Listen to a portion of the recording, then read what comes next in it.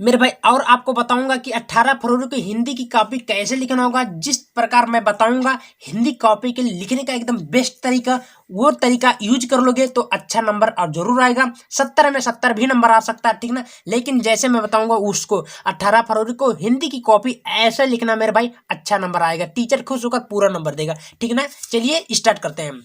तो यहाँ पर देख ही सकते हैं, ये रहा आपका फ्रंट पेज। इसको कैसे बनना होगा मैं थोड़ा जूम कर लेता हूँ आप लोग के लिए, ठीक ना।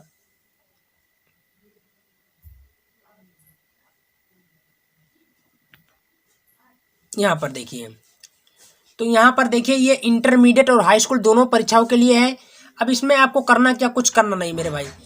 यहाँ पर ध्यानपूर्वक देखेंगे, बोल रहा है क्या बोल रहा है कि परीक्षार्थी का अनुक्रमांक, तो अंकों में जो भी आपका रोल नंबर रहेगा, जैसे ये मेरा रोल नंबर कुछ इस प्रकार है 34 63 24 ना, तो हमने भर दिया है, ठीक ना। अब आपको जो भी रोल नंबर रहेगा अपना उसी प्रकार आप लोग भरते जाएंगे, ठीक ना, कोई दिक्कत नहीं है। चलिए फिर आगे की तरफ हम लोग बढ़ जाते हैं। यहाँ पर देखिए फिर बोल रहा है परीक्षार्थी का अनुक्रमांक शब्द में कैसे लिखेंगे, तो जैसे 3 है तो 3, 4 है तो 4, 6 है तो 6, 3 है तो 3, 2 है तो 2, 4 है तो 4, मतलब इस प्रकार बना। क्योंकि मेरे भाई कॉपी जो होता है चेक ना, इसी प्रकार चेक होता है। अगर आप लोग थोड़ा सा भी एक भी नंबर मिस्टेक करोगे ना, तो आपकी कॉपी सही तरीके से चेक नहीं होगी और आपको फेल भी कर दिया जा सकता है। तो ये इतना बातों को ध्यान में रखेंगे, हिंदी की कॉपी में तरीका फॉलो करना, यूज करना, अच्छा नंबर आपका आएगा। फिर विषय आपका हिंदी है तो हिंदी कर दीजिएगा। प्रश्न पत्र क्या है, केवल भाई केवल कर दो।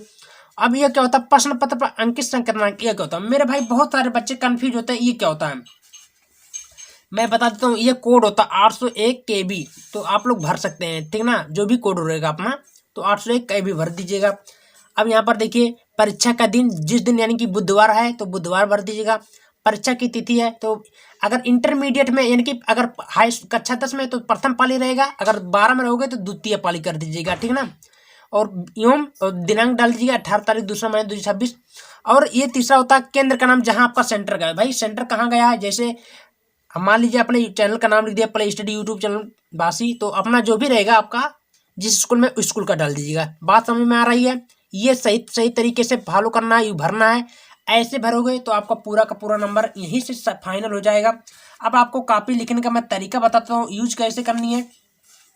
तो यहाँ पर आप लोग के सामने मैं OMR शीट लिया हूँ, इसको मैं थोड़ा बताऊंगा, भर भर के समझाऊंगा कि आपको कौन कौन सा तरीका, पूरा आल टू आल जानकारी मैं इस वीडियो में देने वाला हूँ। देख ही सकते हो ये 2026 का पेपर है।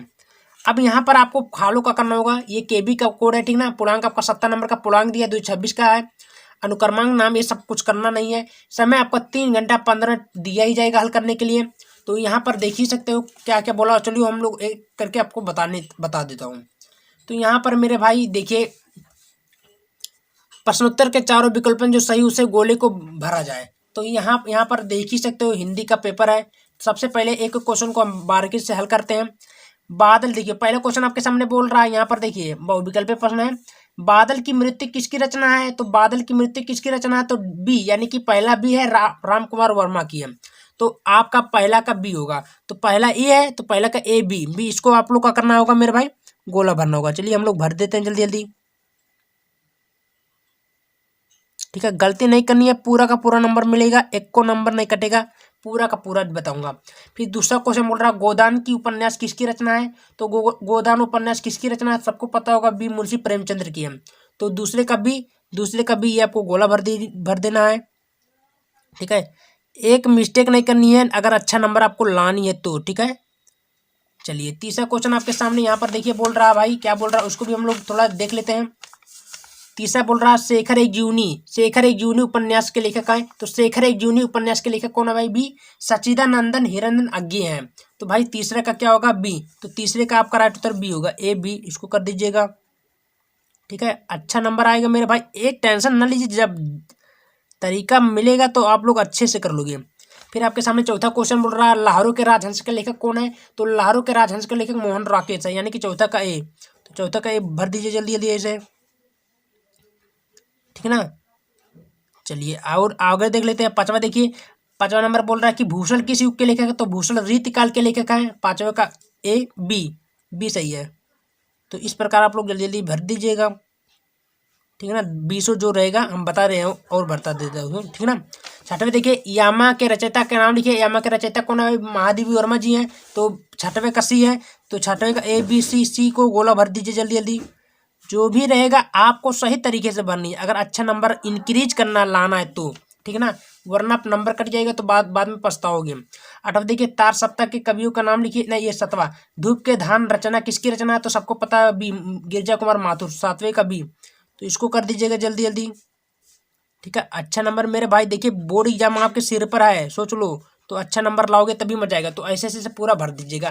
क्लियर हुआ? चलिए फिर हम लोग आगे की तरफ बढ़ जाते हैं। यहाँ पर आप क्लियर हुआ तो ये 20 आप ना आराम से कर लीजिएगा, ठीक ना। चलिए हम आगे बताता हूँ कैसे आपको हल करनी है। तो मेरे भाई यहाँ सब क्लियर होगा, 20 गूगल पे अपना कर लीजिएगा। अब यहाँ पर देखिए खंडवा क्या बोला भाई, ऋणात्मक प्रश्न बोला, जो कि आपको यहाँ पर कम से कम देखिए क्या बोला, 2 4 6 6 नंबर का बोला। तो निम्नलिखित यहाँ देखिए बोला, निम्नलिखित गद्यांश पर आधारित 3 प्रश्नों को उत्तर दीजिए। भाई प्रश्नों को उत्तर दीजिए, तो सबसे पहले यहाँ पर देखिए क्या बोला। और एक बात आपको साफ साफ बता देता हूँ, बोर्ड परीक्षा में जो भी प्रश्न सबसे पहले आए वही को करना है, फालतू नहीं करना है, वरना गलत। अगर अच्छा नंबर इंक्रीज करना है तो इतना याद रखिए कि बोर्ड परीक्षा में वही प्रश्न करना है। 1 से लेकर 3 तक पेज, 3 नहीं 5 तक, 1 से लेकर 5 तक पेज में वही प्रश्न करना जो पूरी तरह से सही तरीके से आता हो, ठीक है ना। तो यहाँ पर देखिए मित्रता के लिए देखिए, अब यहाँ पर आपका गद्यांश आता है। अब इसको कैसे करना होगा चलिए उसको बता देता हूँ। तो मित्रता के लिए आवश्यक नहीं है कि 2 मित्र एक ही प्रकार के कार्य करते हो या एक ही रुचि को, इस प्रकार। तो मतलब बोला है कि इस प्रकार प्रकृति और आचरण की समानता भी आवश्यक नहीं है।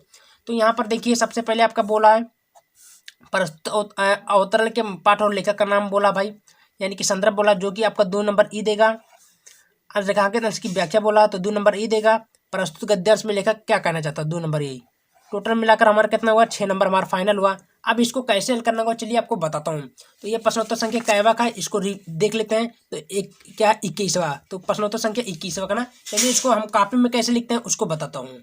अब यहाँ पर आपको खंड व वर्णनात्मक प्रश्न डालना होगा, प्रश्नोत्तर संख्या 21वां, ठीक है, कोई दिक्कत नहीं है। और पटरी की सहायता से यहाँ पर आपको अंडरलाइन कर देनी है। ऐसे हम पटरी की सहायता से ऑलरेडी कर चुके हैं, आपको भी करने होगा, इतना याद रखिएगा, ठीक ना। चलिए फिर आगे की तरफ बढ़ जाते हैं। अभी सबसे पहले संदर्भ कैसे लिखेंगे चलिए आपको ये भी बताता हूँ। एक एक करके आराम से लिखना, पूरा का पूरा नंबर मिलेगा। तो यहाँ पर देखिए काले पेन से बनाइएगा हेडिंग संकेत। अपने एग्जाम में सेम ऐसे करोगे भाई, पूरा का पूरा नंबर मिलेगा। एक नंबर टीचर नहीं कर सकता। कॉपी लिखने का बेस्ट तरीका यही आपका है। सबसे पहले वो संदर्भ बोला, तो संदर्भ सॉरी संकेत। तो मित्रता के लिए डट डट क्या, मित्रता रही, तो मित्रता रही हो गई, कोई दिक्कत नहीं होगा। फिर आगे लिखेंगे संदर्भ।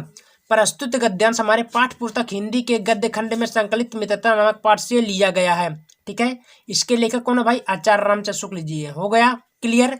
फिर आगे लिखेंगे रेखांकित अंश की व्याख्या बोला, 2 नंबर की व्याख्या बोला, उसको भी कर लेते हैं। फिर यहाँ पर देखिए ध्यानपूर्वक से इसको कैसे करना होगा, जो है वही तरीका बताऊं, वही तरीके का आपको फॉलो करना, अच्छा नंबर आएगा। हेडिंग डालना रेखांकित अंश की व्याख्या। फिर लिखना कि प्रस्तुत गद्य खंड में आचार्य रामचंद्र शुक्ल जी कह रहे हैं कि मित्रता के लिए आवश्यक नहीं है, यानी कि मित्रता के लिए आवश्यक नहीं है कि एक ही प्रकार के 2 मित्र कार्य करते हो या एक ही पसंद के इसी प्रकार प्रकृति और आचरण की समानता आवश्यक नहीं है। 2 अलग अलग प्रकृति मनुष्यों को प्रेम भी मित्रता हो रही है। तो ये अपने मन से बना कर लिख सकते हो, या 2 शब्द अपने मन से जोड़ सकते हो, जैसे आचार्य रामचंद्र शुक्ल जी कहते हैं, यानी कि लेखक कहते हैं, इस प्रकार लिखना, ठीक है ना, तो अच्छा रहेगा। फिर प्रस्तुत गद्यांश में लेखक क्या कहना चाहता है, तो उत्तर में बोलना। तो ये आपको पता होगा, लिखेंगे प्रस्तुत गद्यांश में लेखक कहना चाहता है कि प्रकृति और में अलग अलग प्रकार की भी मित्रता हो सकती है, ठीक है, कोई दिक्कत नहीं है। फिर अगला, ये तो हमारा खत्म हो गया। अब और देखते हैं कि कैसे कैसे हल करना होगा। यहाँ पर देखिए 22 वाला क्वेश्चन क्या बोल रहा है। फिर ये तो हमारा ऊपर वाला हो गया, ऊपर वाला खत्म हो गया ना, नीचे वाले देख लेते हैं हम। दिए गए पद्यांश में आधारित प्रश्नों को उत्तर दीजिए, तो प्रश्नों को उत्तर देना हो, 6 नंबर ये भी बोला। तो निर्गुण कौन देश के वासी, यहाँ से लेकर ये दिया आपको पता होगा, सूरदास जी का पद ही है।